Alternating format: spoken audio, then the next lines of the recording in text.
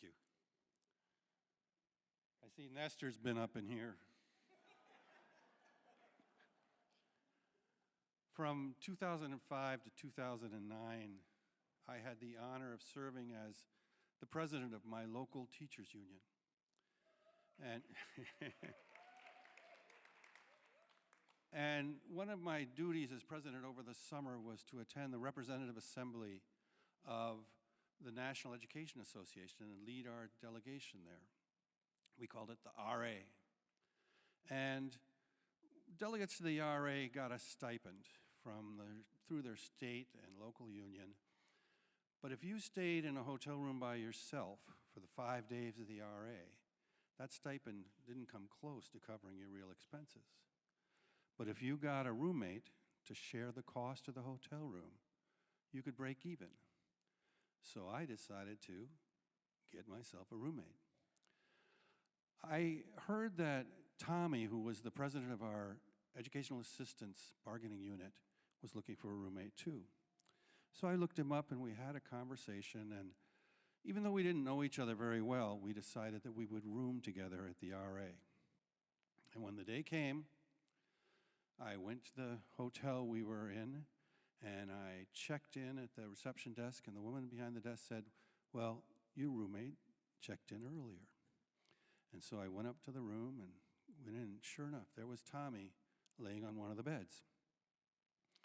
And I have a routine that I do when I get into a hotel room. This came from a time when I first started traveling for the union a couple years before, when I came back home without my pajama bottoms on 2 separate occasions. Now, if you don't want to explain to your spouse or your significant other how you came to come home without your pajama bottoms, don't ever hang your pajama bottoms on that little hook on the back of the bathroom door. So I'm starting my routine, which consisted of taking each item from my suitcase and putting it in a specific place. And I would leave it in that specific place. If I used it, it would go right back to that specific place until my trip was done. And I can tell you, I've never lost anything at a hotel since then. So Tommy and I had greeted each other, but we didn't really say anything after that. And he was, I got to tell you, when I said Tommy was stretched out on the bed, he was really stretched out. Tommy is 6'6" tall, and he weighs 300 pounds, and he's not fat. So Tommy was lying on the bed with his big self, and I was scrambling around the room with my OCD routine, and it started to feel a little awkward in the room. And then Tommy said something which changed the mood from awkward to panic mode. He started to sing. And he sang a song to the tune of Frank Sinatra's "Strangers in the Night." But he wasn't singing about strangers in the night. He was singing, "Strangers in my pants, la la la la la la la, strangers in my pants." And my mind began to race. I'm thinking, how well do I really know Tommy? And how did I forget how big he is? And why the fuck is he singing about strangers in his pants? They say the key to humor is timing. And Tommy's timing was perfect. He waited a full minute before he started to smile. And I gotta tell you, that was one of the longest minutes in my life. He started to smile, and then he began to laugh. And the tension in the room broke, and I started laughing. We laughed until we were in tears. We talked about strangers in my pants to everyone we met at the RA. And we still talk about it and laugh about it to this day because we ended up being friends for life. After that RA, Tommy and I traveled all over the country for the union. We went to RAs, we went to conferences, we went to meetings. We drove together, we flew together, we ate together, and we roomed together. And we were like kids at camp. We would stay up long into the night talking about ourselves and our families and what it was like when we were growing up. And we also used to vent to each other.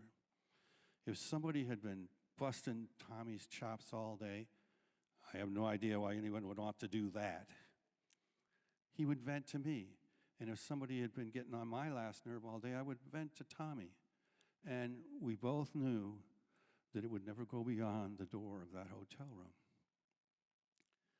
And over my travels with Tommy, there were a lot of stories, there were a lot of adventures. I remember standing out in front of hotels in different cities really, really early in the morning and sneaking cigarettes and listening and watching as the city we were in woke up. I remember being in a seafood restaurant with Tommy, and he ordered the lobster stuffed with seafood. And everybody else at the table could see the waiter coming down the aisle with Tommy's meal. But Tommy was facing the other way and he couldn't see it. And we all began laughing our asses off. And Tommy said, what's... And at that moment, the waiter arrived with this platter. And on the platter was a lobster that was the size of a small dog. And in the lobster was every kind of seafood that is found in the ocean. And we started taking bets. There's no way Tommy's going to eat all that. He did. And he ate everything, and then he would have started eating the shell of the lobster if it was edible. Another time, Tommy and I were flying home to Milwaukee, and we were on a regional jet. It's the kind that has 2 seats on one side, 1 seat on the other. And I won't say stewardess, the flight attendant came down the aisle, and she stopped where we were sitting next to each other, and she wagged her finger like that, and she said, "Oh no, fellas, one of you has to sit on the other side in order to balance the airplane." I'm like, balance the fucking airplane, come on now. But we taxied out and took off, and when we got back to Milwaukee, Tommy and I were walking down the walkway from the gate, and at the end of the walkway, I saw my wife. And I raised my right hand, and Tommy raised his left hand. And he said loud enough for everybody to hear, "Honey, we're home." We all got some serious side eye on that one. But it didn't matter, because what Tommy was saying was the truth. The kids were home from camp. Thank you.